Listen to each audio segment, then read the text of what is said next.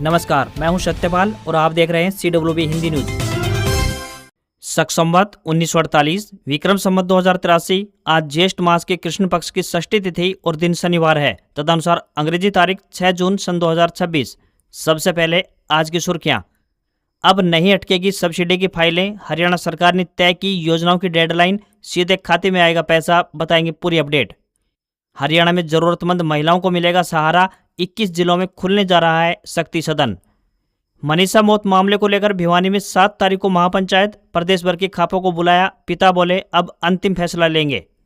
हरियाणा में क्लार्क भर्ती के नियम बदले, ग्रुप डी का प्रमोशन कोटा बढ़ा, अब 21,700 रुपये से शुरू होगा वेतन। CBSE 12वीं की वेरिफिकेशन और री एवल्यूएशन की अंतिम तारीख बढ़ी, अब स्टूडेंट 7 जून तक कर सकेंगे अप्लाई। हरियाणा कांग्रेस में खत्म होगी गुटबाजी, इंचार्ज जितेंद्र बघेल ने उठाया जिम्मा, जिला स्तर पर होगी review meeting. Haryana Congress MLA के पति ने बीजेपी ज्वाइन की, CM ने पटका पहनाया, रेणुबाला नहीं पहुंची, ऋषिपाल बोले शैलजा गुट को खत्म करना चाहता है हुड्डा गुट। हरियाणा पुलिस में बड़ा फेरबदल, 42 इंस्पेक्टरों का ट्रांसफर, कई जिलों और यूनिटों में होगी तैनाती, DGP ऑफिस से जारी हुई लिस्ट। मरीजों को बड़ी राहत, हरियाणा में आयुष्मान कार्ड पर इलाज बंद करने का फैसला वापस, इलाज जारी रहेगा। रेवाड़ी में अब बिना NOC वाले अस्पताल व होटल होंगे सील, DC के आदेश जारी। दिल्ली अग्निकांड के बाद लिया प्रशासन ने फैसला। पंजाब हरियाणा हाईकोर्ट का बड़ा फैसला, भर्ती के समय फिट सैनिक को सेवा के दौरान बीमारी हुई तो मिलेगी दिव्यांगता पेंशन। हरियाणा ACB ने की CM से सिफारिश, रिश्वतखोरों को भेजो 100 किलोमीटर दूर, 35 अफसरों व कर्मियों के दूर होंगे तबादले। हरियाणा के सरकारी अस्पतालों में मिलेंगी प्राइवेट जैसी सुविधाएं, इस जिले में PET और SPECT तकनीकों को मिली मंजूरी। और हरियाणा में 1000 इलेक्ट्रिक वाहनों को हरी झंडी, हरित ऊर्जा की दिशा में नायब सरकार का बड़ा कदम। और अब खबरें विस्तार से।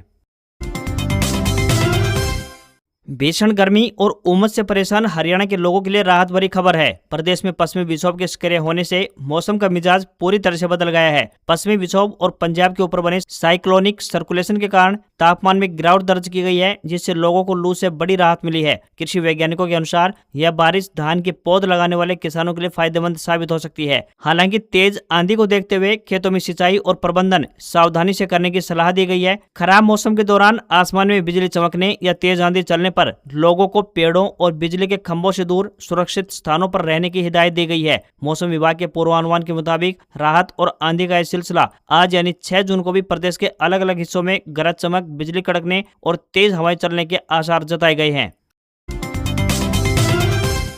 हरियाणा में अब जरूरतमंद और विपरीत परिस्थितियों से जूझ रही महिलाओं को दर बदर नहीं भटकना पड़ेगा। हिंसा, तस्करी, शोषण, परित्याग, सामाजिक बहिष्कार, बेसहारा और दिव्यांग महिलाओं को सहारा देने के लिए सरकार ने विभिन्न शहरों में शक्ति सदन खोलने की तैयारी कर ली है। सामाजिक संगठनों यानी NGO की सहायता से न केवल ऐसी महिलाओं को सभी तरह की सुविधाएं उपलब्ध करवाई जाएंगी, बल्कि पुनर्वास भी करवाया जाएगा ताकि वे सामान्य महिलाओं की तरह जीवन यापन कर सकें। करनाल और रोहतक को छोड़कर शेष 21 जिलों में शक्ति सदन खोलने के लिए उपयुक्त स्थानों की तलाश शुरू कर दी गई है। किराए के भवन में शक्ति सदन चलाए जाएंगे। प्रत्येक भवन में 50 महिलाओं के रहने की सुविधा मिलेगी। 1000 वर्ग मीटर न्यूनतम क्षेत्रफल वाले इन भवनों में महिलाओं की सुरक्षा के लिए पूरी व्यवस्था रहेगी। शक्ति सदन को NGO द्वारा संचालित किया जाएगा। किसी भी सरकारी विभाग या एजेंसी द्वारा ब्लैकलिस्ट NGO को शक्ति सदन की जिम्मेदारी नहीं दी जाएगी। उन संस्थाओं को प्राथमिकता दी जाएगी जो पहले से ही मिशन शक्ति के मानदंडों को और मानकों को पूरा कर रहे हैं।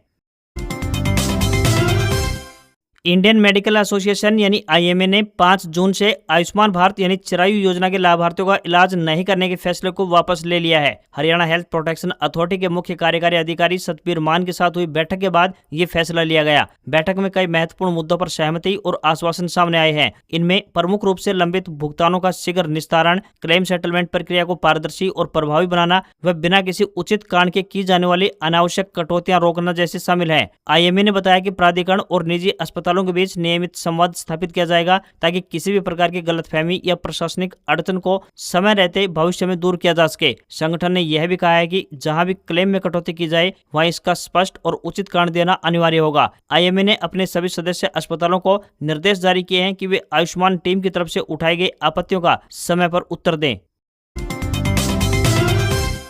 भ्रष्टाचार के मामले में पैसे लेते रंगे हाथों पकड़े जाने वाले सरकारी अधिकारियों और कर्मचारियों के खिलाफ अब हरियाणा एंटी करप्शन ब्यूरो यानी एसीबी सख्त नजर आ रहा है। एसीबी ने मुख्यमंत्री नायब सैनी से भ्रष्टाचार में गिरफ्तार होने के बाद जमानत पर आने वाले कर्मियों पर सख्ती बरतने का आग्रह किया है। एसीबी की ओर से कहा गया है कि ऐसे कर्मचारियों को पहले तो बहाल नहीं करना चाहिए, लेकिन यदि जमानत होने के बाद पेंडिंग जांच के तहत उन्हें बहाल किया जाता है तो उनकी पोस्टिंग पुराने स्थान से कम 100 किलोमीटर दूर के जिलों में होनी चाहिए। एसीबी ने प्रदेश भर में ऐसे तकरीबन 35 दागी अधिकारियों और कर्मचारियों की सूची मुख्यमंत्री को सौंपी है, जिसमें वह पुराने जिलों में ही दोबारा से ड्यूटी कर रहे हैं। बताया गया है कि मुख्यमंत्री भी ऐसे सिस्टम से नाराज हैं और उन्होंने संबंधित अधिकारियों को तत्काल ऐसे लोगों के खिलाफ कार्रवाई करने के आदेश जारी कर दिए हैं।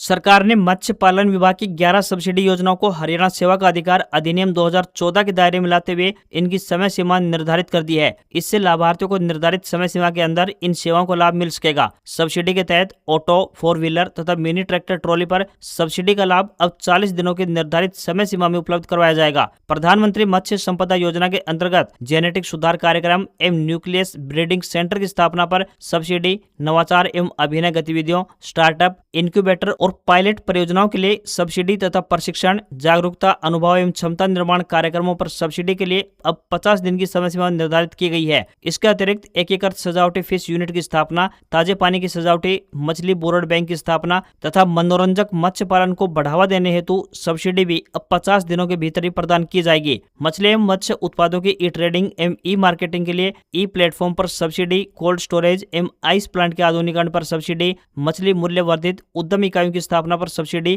तथा विस्तार एवं सहायता सेवाओं के लिए सब्सिडी भी अब 50 दिनों के भीतर जारी कर दी जाएगी। हरियाणा सरकार ने क्लर्कों की भर्ती, पदोन्नति और सेवा शर्तों को लेकर बड़ा बदलाव करते हुए हरियाणा लिपिकीय सेवा कानून लागू कर दिया है। नई व्यवस्था के तहत अब क्लर्क पदों पर भर्ती और पदोन्नति की प्रक्रिया पहले से अलग होगी। इससे कर्मचारियों को अधिक अवसर मिलेंगे और भर्ती प्रक्रिया में पारदर्शिता बढ़ेगी। नई अधिसूचना के अनुसार क्लर्क के 65% पद सीधे भर्ती के माध्यम से भरे जाएंगे। 30% पद ग्रुप डी कर्मचारियों की पदोन्नति से भरे जाएंगे। इससे पहले पदोन्नति का कोटा केवल 20% था। इसके अलावा 5% पद अनुकंपा के आधार पर भरे जाने का प्रावधान भी किया गया है। यह कानून केवल उन कर्मचारियों पर लागू होगा जो इसके लागू होने के बाद नियमित आधार पर क्लर्क नियुक्त होंगे तथा ग्रुप डी के प्रमोशन पाकर क्लर्क बनेंगे। सीधी भर्ती के लिए उम्मीदवार का 10+2 या फिर समकक्ष परीक्षा पास होना अनिवार्य होगा। क्लर्क पद के लिए न्यूनतम आयु 18 वर्ष और अधिकतम आयु 42 वर्ष निर्धारित की गई है। स्वास्थ्य मंत्री आरती सिंह राव ने कहा है कि राज्य सरकार प्रदेश के सरकारी अस्पतालों को अत्याधुनिक सुविधाएं देने के लिए लगातार कदम उठा रही है। इसी क्रम में हरियाणा के जन स्वास्थ्य ढांचे को एक बड़ी मजबूती देते हुए मुख्यमंत्री नायब सैनी ने अंबाला नागरिक अस्पताल में अत्याधुनिक पैट और स्पेक्ट सुविधाएं शुरू करने को औपचारिक मंजूरी प्रदान कर दी है। इस अपग्रेडेशन के बाद सरकारी अस्पताल भी सुपर स्पेशलिटी निजी अस्पतालों की तर्ज पर उच्च स्तरीय डायग्नोस्टिक सेवाएं देने में सक्षम हो सकेंगे। शुरुआत से अस्पताल में भर्ती गंभीर मरीजों, विशेषकर कैंसर, न्यूरोलॉजिकल यानी मस्तिष्क संबंधी और हृदय रोगों से पीड़ित लोगों को इसका सीधा लाभ मिलेगा। आरती राव ने कहा कि नांगल चौधरी क्षेत्र में स्वास्थ्य ढांचे को मजबूत करने के लिए भी सरकार ने लगभग 11 करोड़ 65 लाख रुपए की लागत से एक नए और अत्याधुनिक कम्युनिटी हेल्थ सेंटर के निर्माण को हरी झंडी दे दी है तथा इस परियोजना के लिए टेंडर भी जारी कर दिए गए हैं। हरियाणा के वन एवं पर्यावरण मंत्री राव नरवीर सिंह ने कहा है कि हरियाणा सरकार पर्यावरण संरक्षण, हरित ऊर्जा और स्वच्छ परिवहन को बढ़ावा देने के लिए प्रभावी कदम उठा रही है। उन्होंने नई दिल्ली स्थित भारत मंडपम में विश्व पर्यावरण दिवस के अवसर पर आयोजित कार्यक्रम में 1000 इलेक्ट्रिक वाहनों को हरी झंडी दिखाकर रवाना किया। मंत्री ने कहा कि निजी क्षेत्र की भागीदारी वाहन प्रदूषण की चुनौती से निपटने और पर्यावरण संरक्षण के लक्ष्य को हासिल करने में महत्वपूर्ण होगी। राव नरवीर ने बताया कि राज्य सरकार इलेक्ट्रिक मोबिलिटी को बढ़ावा देने के लिए चार्जिंग इंफ्रास्ट्रक्चर का तेजी से विस्तार भी कर रही है। रेवाड़ी और पंचकुला में हरियाणा परिवहन के लिए अत्याधुनिक इलेक्ट्रिक बस चार्जिंग डिपो स्थापित किए जा रहे हैं, जबकि राष्ट्रीय राजमार्गों पर भी इलेक्ट्रिक वाहनों के लिए चार्जिंग स्टेशन विकसित किए गए हैं। विश्व पर्यावरण दिवस पर प्रदेश भर में हुए कार्यक्रमों और एक पेड़ मां के नाम अभियान में व्यापक जन भागीदारी ने यह स्पष्ट किया है कि हरियाणा अब केवल विकास ही नहीं बल्कि हरित और सतत विकास की राह पर तेजी से आगे बढ़ रहा है।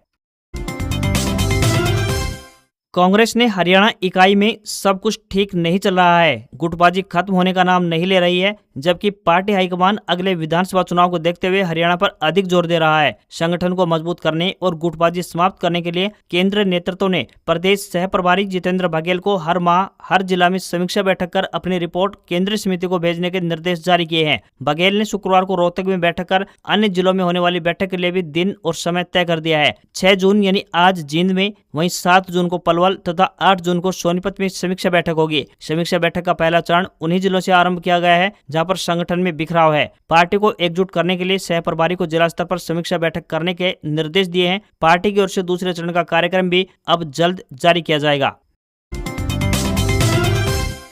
पंजाब एवं हरियाणा हाईकोर्ट ने एक फैसले में स्पष्ट किया है कि यदि किसी सैनिक को भर्ती के समय पूरी तरह से चिकित्सीय रूप से फिट पाया गया था और सेवा के दौरान उसमें कोई बीमारी या दिव्यांगता विकसित होती है तो सामान्यतः उसे सैन्य सेवा से संबंधित माना जाएगा। सुनाए गए फैसले में कहा गया है कि मेडिकल बोर्ड की केवल यह राय कि बीमारी सैन्य सेवा से संबंधित नहीं है सैनिक के वैधानिक अधिकारों को समाप्त नहीं कर सकती, विशेषकर तब जब भर्ती के समय में पूरी तरह से स्वस्थ पाया गया हो। इसी सिद्धांत को लागू करते हुए हाईकोर्ट ने भारतीय वायुसेना के एक सेवानिवृत्त सार्जेंट को दी गई दिव्यांगता पेंशन बरकरार रखते हुए केंद्र सरकार की याचिका खारिज कर दी। जस्टिस हरसिमरन सिंह सेठी और जस्टिस दीपक मनचंदा के खंडपीठ ने सुनाई फैसले में कहा कि मेडिकल बोर्ड की केवल यह राय कि बीमारी सैन्य सेवा से संबंधित नहीं है सैनिक के वैधानिक अधिकारों को समाप्त नहीं कर सकती है, विशेषकर तब जब भर्ती के समय वह पूरी तरह से स्वस्थ पाया गया था।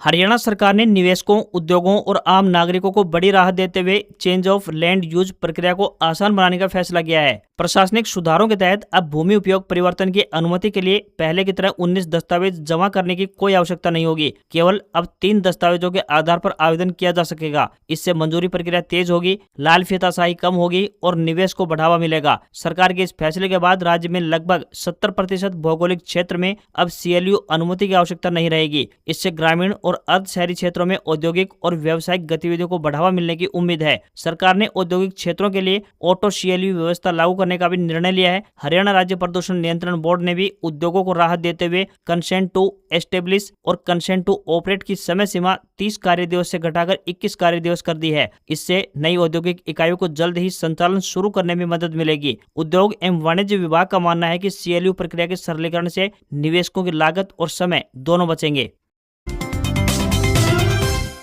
हरियाणा में साडोरा से कांग्रेस विधायक रेणु बाला के पति ऋषिपाल ने शुक्रवार को बीजेपी ज्वाइन कर ली। CM नायब सिंह सैनी ने व्यासपुर में आयोजित कार्यक्रम में उनकी ज्वाइनिंग करवाई। विधायक रेणु बाला खुद मौजूद नहीं रही, हालांकि पिछले कई दिनों से वे CM के इस कार्यक्रम के लिए न्योता देने के लिए सभाएं कर रही थी। भाजपा का पटका पहनने के बाद इंजीनियर ऋषिपाल ने कहा कि कांग्रेस में विकास की नहीं बल्कि कुर्सी की राजनीति थी। भाजपा में आकर अच्छा महसूस कर रहा हूँ। हम शैलजा गुट से थे। शैलजा को कमजोर करने के लिए हुड्डा ने क्रॉस वोटिंग में नाम उछाला। 2 बार की विधायक रेणु बाला का नाम राज्यसभा चुनाव में क्रॉस वोटिंग करने वाले कांग्रेस के 5 विधायकों में से था। पार्टी उन्हें सस्पेंड कर चुकी है। उसके बाद से वे सरकारी कार्यक्रमों में भाजपा नेताओं के साथ नजर आ रही हैं। उनके पति ऋषिपाल पेशे से इंजीनियर हैं। वो विधायक पत्नी की सियासी गतिविधियां भी संभालते हैं। ऋषिपाल ने कहा कि कांग्रेस ने रेणु बाला को केवल निलंबित किया है, निष्कासित नहीं। रेणु कांग्रेस के आधिकारिक कार्यक्रमों से दूरी बनाए रखेंगी, लेकिन उनकी राजनीतिक पहचान कांग्रेस से ही जुड़ी रहेगी। रेवाड़ी जिला निर्वाचन कार्यालय द्वारा मतदाता सूची के विशेष गहन पुनरीक्षण यानी स्पेशल इंटेंसिव रिवीजन यानी SIR की प्रक्रिया शुक्रवार से जिले में शुरू कर दी गई है। यह प्रक्रिया 3 चरणों में पूरी की जाएगी। रेवाड़ी के DC एवं जिला निर्वाचन अधिकारी अभिषेक मीणा ने शुक्रवार को प्रेस वार्ता में SIR प्रक्रिया की विस्तृत जानकारी दी। उन्होंने बताया कि ब्लॉक लेवल पर ऑफिसर यानी BLO की टीमें 3 बार हर घर पहुंचकर पुनरीक्षण का कार्य करेंगी। DC ने स्पष्ट किया कि 2002 की मतदाता सूची में परिवार के किसी भी एक सदस्य का नाम दर्ज अनिवार्य है। साथ ही सभी मतदाताओं को फॉर्म पर अपनी वर्तमान की नई फोटो सत्यापित करनी होगी। बूथ लेवल BLO 15 जून से लेकर 14 जुलाई तक घर घर जाकर मतदाताओं को इन्यूमरेशन फॉर्म देकर भरवाएंगे। जिन नामों को सत्यापन सही पाया जाएगा उन्हें ड्राफ्ट सूची में शामिल किया जाएगा। DC ने बताया कि यदि किसी मतदाता का नाम सूची में है और वह इन्यूमरेशन फॉर्म नहीं भरता है तो उसे नोटिस दिया जाएगा। पूरा SIR कार्य अगस्त माह तक संपन्न कर लिया जाएगा। मतदाता सूची में नाम जोड़ने, हटाने या फिर संशोधन कराने के लिए दावे और आपत्तियां 21 जुलाई से लेकर 20 अगस्त तक स्वीकार की जाएंगी। वहीं अंतिम मतदाता सूची 22 सितंबर 2026 को जारी कर दी जाएगी। DC ने 18 वर्ष की आयु पूरी कर चुके युवाओं से अपना नाम मतदाता सूची में दर्ज करवाने की अपील की। इन्यूमरेशन फॉर्म ऑनलाइन भी भरे जा सकते हैं। भिवानी जिले के गांव ढाणी लक्ष्मण निवासी लेडी टीचर मनीषा मौत मामले में खुलासे की मांग को लेकर 7 जून को गांव में महापंचायत बुलाई गई है, जिसमें प्रदेश भर के खापों को बुलाया गया है। इस महापंचायत में आगे की रणनीति बनाई जाएगी और फैसला लिया जाएगा। मनीषा के पिता संजय ने बताया कि सीबीआई की जांच पूरी हो चुकी है, लेकिन इतनी लंबी जांच के बाद भी खुलासा अभी तक नहीं किया गया है। जल्द से जल्द सीबीआई खुलासा करे और आरोपियों को सख्त से सख्त सजा दिलाई जाए, लेकिन बार बार अल्टीमेटम देने के बाद भी खुलासा नहीं हुआ है, जिसके कारण अब 7 जून को महापंचायत करके अंतिम फैसला लिया जाएगा और बेटे को न्याय दिलाने के लिए आर पार की लड़ाई लड़ी जाएगी। विचार विमर्श करने के बाद ये फैसला लिया गया है कि 7 जून रविवार को सुबह करीब 11 बजे गांव ढाणी लक्ष्मण के पंचायत घर में सर्वजातीय शोराण खाप 84 की महापंचायत बुलाई गई है। पंचायत में हरियाणा स्तर की सभी खापों के प्रधानों सहित सभी समाज के मौजूद व्यक्तियों को लिखित पत्र द्वारा आमंत्रित किया गया है। महापंचायत में मनीषा मौत मामले में मनीषा को न्याय दिलवाने के लिए अपने अपने विचार रखें और आगामी रणनीति तय कर बेटी मनीषा को न्याय दिलाया जा सके।